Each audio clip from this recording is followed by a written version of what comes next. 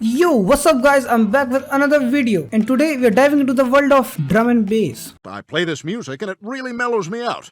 I think it'll work for you. Well, what is that? Is that like... No, it's more like... Oh, good. It's... I don't like that. No, I assure you, it's... We are going to cook up some beats and the secret ingredient, my upcoming sample pack, which is packed with over 110 sounds and 60 serum presets, tailored for future house and bass house. But honestly, you can use them in any genre. Want a sneak peek? Well, let's dive in.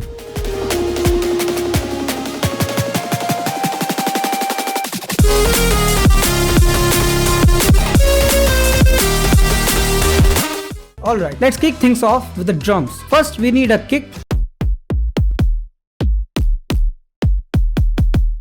This one sounds just right. Let's grab some snares. The drum and bass BPM lies between 172 to 174. It's time to lay down that classic drum and bass pattern. Now I'll add some more snares to give it a more texture. We will sprinkle in some crashes, hi-hats and rides.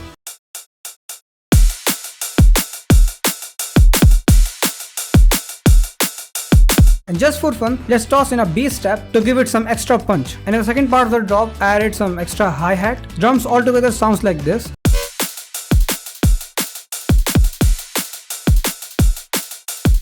Moving on to the synths. In my sample pack, which I have cleverly named Eclipse, you will find some amazing presets. Now, I won't claim these samples are the best thing, but they're definitely not the worst. The presets, those are pure gold. Check this out. I've already lined up a chord progression and melody.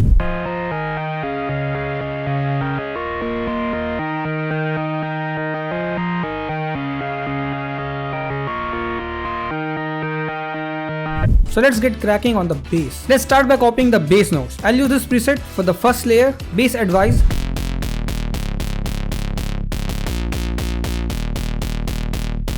It's got that perfect vibe. Now let's add some more layers to give the mid bass more character. This next preset is hands down my favorite.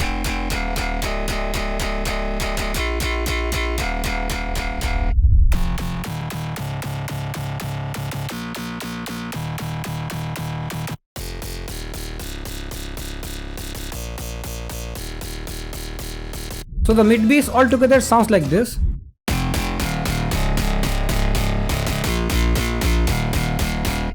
To polish it up, we'll add some effects. I'll start by cutting the sub bass with an EQ since we'll be using a separate sub bass layer. Here's a pro tip. Combining too many sub bass layers can turn your low end into a hot mess. So keeping them separate is key. So for the first mid bass layer, EQ to shape the sound and to cut the bass frequencies. ODT, sub bass.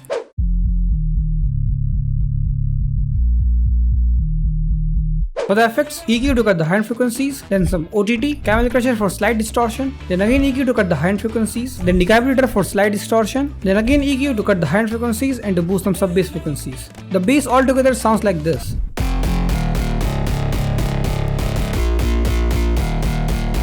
And all the bass layers are linked to this channel with EQ to shape the sound and a clipper. Now it's time to add some chords. I'm using presets named Icy, Rustic and Basic.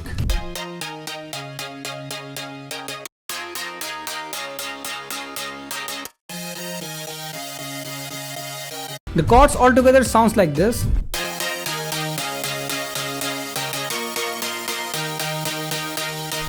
For the effects, EQ to cut the sub-bass frequencies and to reduce some high-end frequencies. Like OTT for compression, and again EQ to shape the sound, then clipper. Chords without effect sounds like this. With effect, it sounds like this. Next up are the leads. I'll start with the lead called Ashes.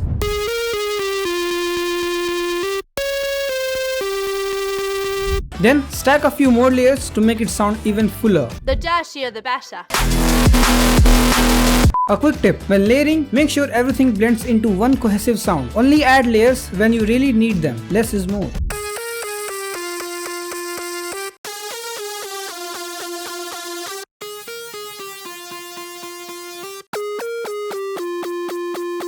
Leads altogether sounds like this.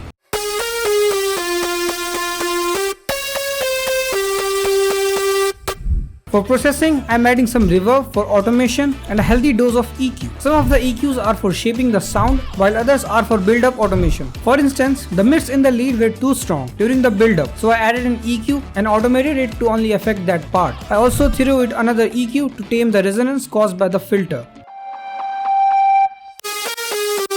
Let's talk about the sidechain. I've got two sidechains going on, one for the bass and chords and another just for the leads. The main purpose of sidechain is to give your kick some breathing room in the mix, so it ducks the bass and chord sounds. But if we use the same settings for the leads, they would end up sounding over sidechain, which isn't what we want. Leads don't have those bass frequencies, so we can afford to ease up a bit. Here's how it sounds with the same sidechain on the leads.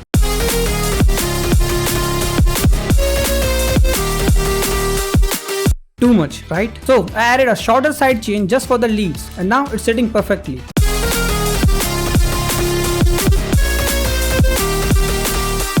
For the second part of the drop, I've added a simple pluck to keep things interesting.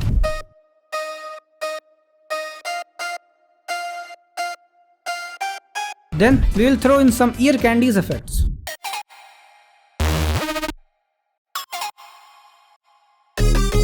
For the intro, I've got chords,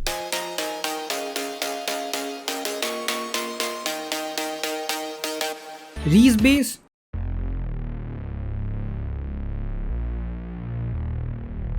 impacts and ambient sounds.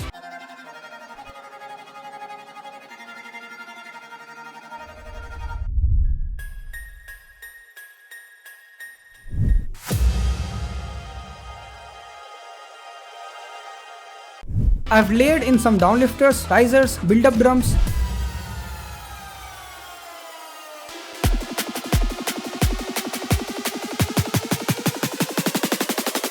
and an EQ automation that cuts down the bass and a bit of the highs. This way, when the drop hits, all the frequencies come roaring back, making it sound fuller and more powerful. And that's a wrap from this track.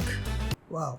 What a rhyme. You can grab the FLP for free. Yup, you heard me right. I know, this was a quick video, but I've been busy crafting this sample pack, which I'm hoping to drop next Friday. I'm super excited about it, and let me know in the comments how you like the presets and samples. If you found this tutorial helpful, don't forget to smash that like button, drop a comment, and hit subscribe for music production tips and tricks. Maybe. Now, let's check out the final result.